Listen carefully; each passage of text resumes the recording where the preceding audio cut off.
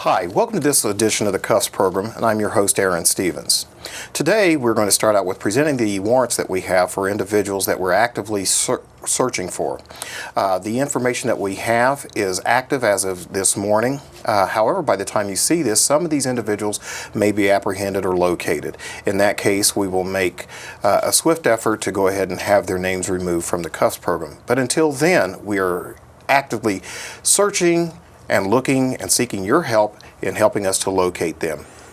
If you have any information that can assist us, please call the Richmond Police Department's non-emergency line of 983-7247 or the Wayne County Sheriff's Department's non-emergency line of 973-9397. We'll begin with the first individual that we have an active warrant for, and that is Mr. Lynn Armstrong. Mr. Armstrong is a 38-year-old white male, 6'2", 180 pounds, and currently is listed as a Cambridge City, Indiana resident. His warrant is for failure to appear for resisting law enforcement and no operator's license ever. Adrian McGrady. Mr. McGrady is a 24-year-old black male, 5'10", 160 pounds, and a Richmond resident. His warrant is for failure to appear for resisting law enforcement and criminal conversion. Twyla R. Cornett. Ms. Cornett is a 32-year-old white female, 5'1", 100 pounds, and a Richmond resident. Her warrant is for failure to appear for residential entry and public intoxication. Frankie E. Sharborough. Mr. Sharborough is a 44-year-old white male, 5'11", 180 pounds, and a Richmond resident. The warrant for Mr. Sharborough is for failure to appear for resisting law enforcement, and a second warrant for failure to appear for violations of a suspended sentence. Verlin G. Thacker. Mr. Thacker is a 41-year-old white male, 5'3", 180 pounds, and a Richmond resident. The warrant for Mr. Thacker is for theft 3 times for that charge. Last, we have Mr. Michael L. Godsey. Mr. Godsey is a 56-year-old white male, 5'9", 150 pounds, and a Centerville resident. He's wanted for corrupt business influence. That's something new to me I'm not really familiar with, but it is an active warrant charge. Again, if you have any information that could assist us in locating them, or if you yourself are one of the names that we've presented, don't hesitate to give us a call at 983-7247 or 973-9397 so we can go ahead and have this situation cleared up for you.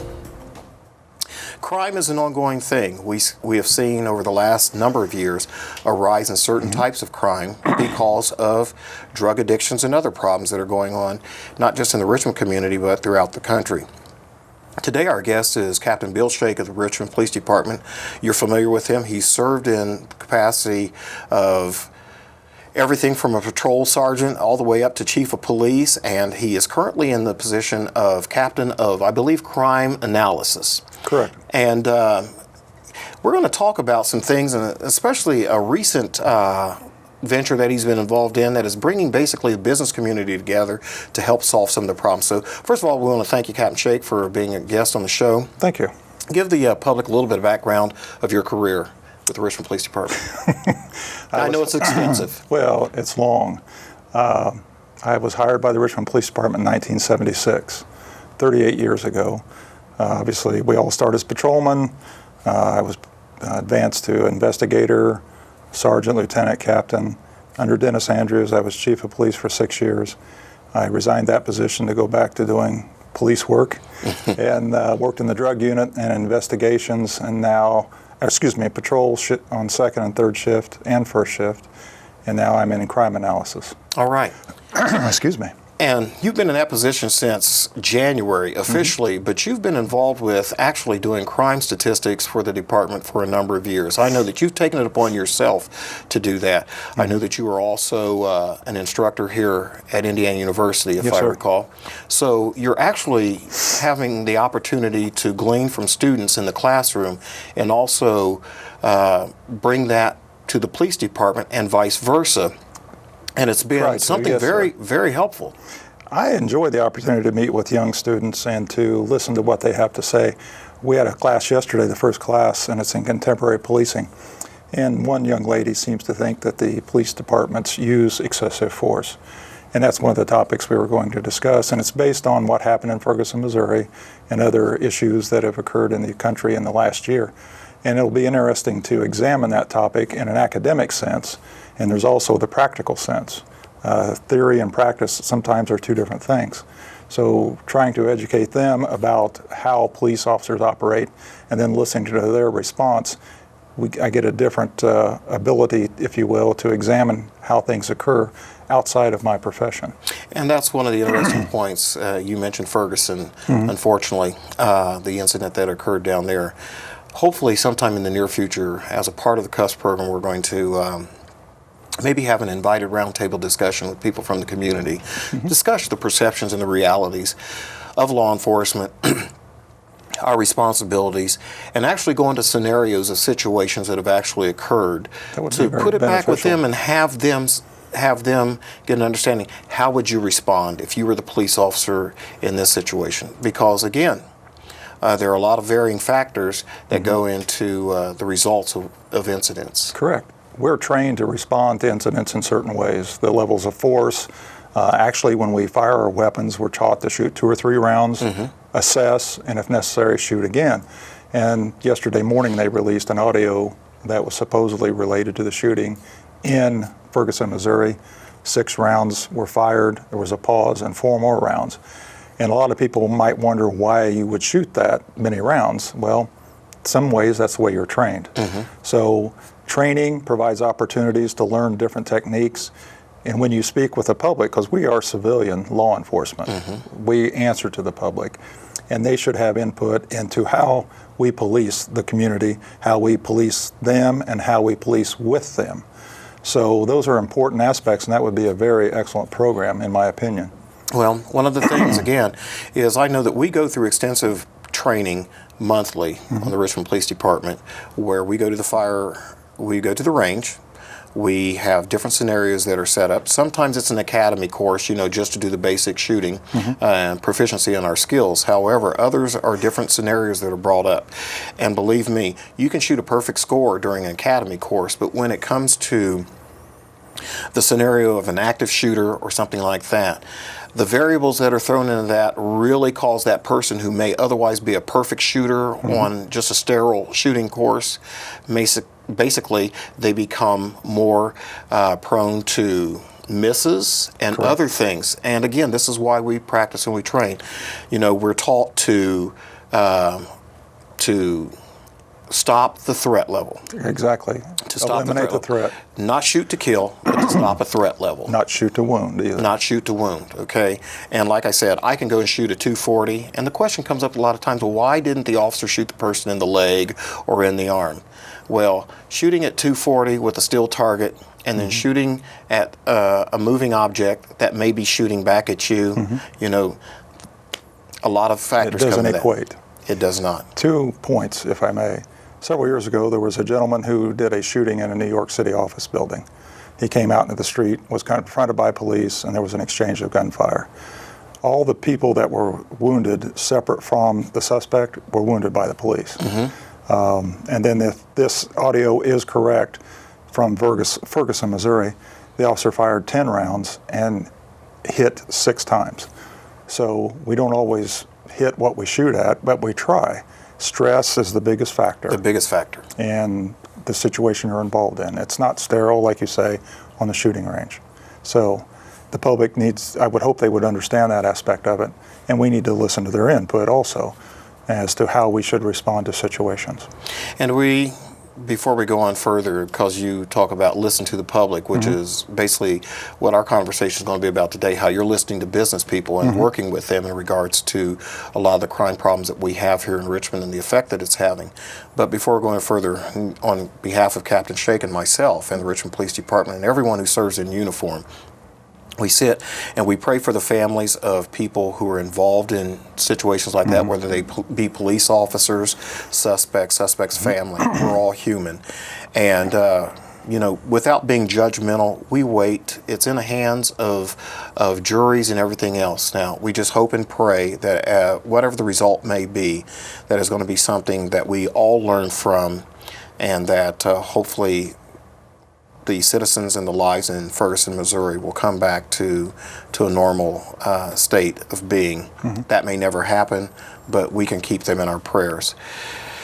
Community engagement, yes, business engagement, something that you were actually looking at, some of the crimes mm-hmm. that were going on and how they are related. And you got involved with bringing businesses and business owners into it. Let's talk about that. When you examine crime data, theft is always the number one type of crime, or larceny as it's listed in the Uniform Crime Report. And I noted, and you've noted over the years, that there are a large number of people that are arrested for criminal conversion or shoplifting. So as part of an effort to provide the Chief of Police information on potential avenues of reducing theft, I was looking at, it's called the market approach to retail crime. What that means is, if you can reduce the places that stolen property is sold at, you can reduce the incidence of theft. Part and parcel of that is, to reduce crime in retail markets, you need to have cooperation between the staff of the store. There's a term called guardianship. How much investment does the employee have in helping secure the store, if you will, and communication between businesses. And looking at the information from January 1st, 2010 to December 31st, 2014, there were approximately 1,050 shoplifting events reported to the Richmond Police Department. A large majority, I can't remember the exact percentage, occur on the East End, because the East End is mostly retail. From Elks Road or South 37th to the state line, it's retail. And you have businesses such as Walmart, Best Buy, Kohl's, Menards, the Richmond Square Mall. You have Dollar General, Family Dollar, H.H. Gregg. A lot of businesses are concentrated in that area, so there's a high concentration of shoplifting. If you want to shoplift, you go to the east side of town, because there's a large opportunity there, or the large universe of stores to pick from. So we started looking at some options that were available to try and reduce the opportunity for people to steal from stores. And I found a program from Aurora, Colorado, mm-hmm. which was a group that was created through Yahoo, much like Facebook, of businesses and law enforcement, where they combined and passed and shared information and photographs of shoplifters and theft-related information that had the potential to reduce the total number of events that occurred, and also to assist crime prevention people in stores, or loss prevention, in identifying potential thieves who might come in through the door. So that what we did, we created a Yahoo group. It's the City of Richmond Retail Security Association, or CORSA, and currently we have approximately 20 businesses that are participating in it. And Sergeant Neil Van Middlesworth and I are the moderators of the site, if you will. Every day when I have that opportunity, I place the pictures of all people who have been arrested mm-hmm. for shoplifting on the site. I also put their names in a file in alphabetical order, so that the loss prevention personnel from the stores that participate can see who they are. Many times stores will stop people and not necessarily arrest them, but they make a record of it. So when someone might get arrested, the store can look through the list and the picture and say, well, we stopped them 2 months ago. And this is to assist the store personnel from the different businesses to identify potential shoplifters and exchange information, because there's a chat aspect of it, if you will. Most recently, we had some pictures furnished to us by Walmart of 3 people who were cutting the spider wraps off of flat screen televisions. Mm-hmm. We put that information on the site, and a gentleman from a different business recognized potentially one of the males as being involved in a false return scheme at his business. So they don't always hit the same business. They don't always steal the same items. It's opportunity. These are generally crimes of opportunity, where I might walk in, if I'm the shoplifter and I want a flat screen and I see one that might be available, I'll try and steal it. Or it could be that I've gotten orders. If somebody wants a particular type of flat screen, a particular size. People do take orders for that, although it's a small minority of shoplifters who actually do that. And we pass that information back and forth, and it's a medium where stores can pass the information between themselves and us. You recently had a success with somebody, I believe, who was going around using fraudulent credit cards. Yes, sir. Without names or anything else. How did that work, or did that work as a result of that also? It was a result of initially I would pass out the pictures every week of the people who have been arrested. And on July the 28th, I remember that date, I went to a store, small retail store on the East End, and the clerk said, hey, something strange happened last Monday. 2 females came in. They had parked their car all the way at Texas Roadhouse, which is a considerable distance from the store. They came in, they each bought a birthday card, and each then bought Visa gift cards with credit cards. Nothing particularly unusual about that, except what struck the clerk's attention was that where they parked. So when they left, she was able to get the plate number on the car. She wrote it down. And then shortly, that same day, on the 21st, 2 males entered the store, tried to do the same thing. Same store. Same store. And this time, the credit card they used was denied. So she thought that was unusual. So when I visited the store on Monday, as what my routine was at that time, she said, hey, something's funny about this. So she gave me the plate number on the car. I ran the plate, and it came back stolen.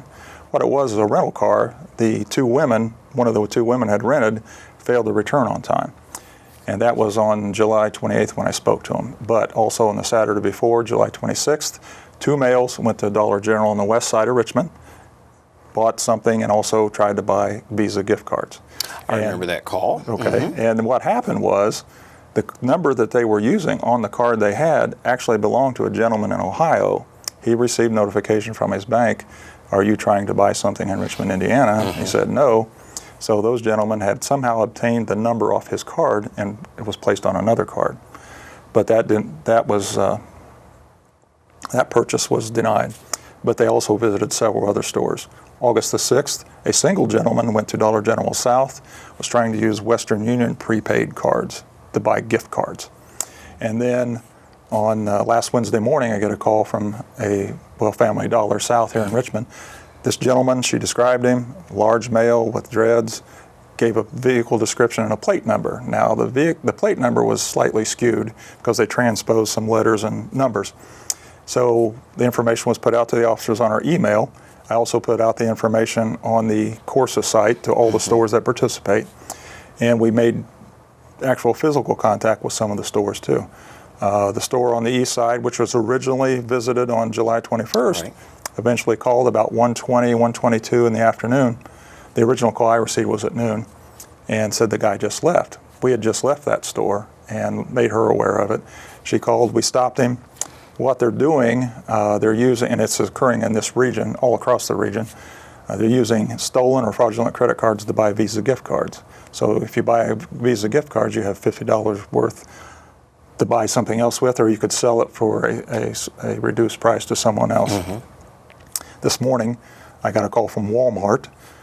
I had called them because the gentleman, when we towed the car, we searched it with a search warrant, and he had products from Family Dollar, Walmart, Kroger, also from the Family Dollar store on the east side that originally called Walmart, gave him the UPC numbers, is that the correct phrase?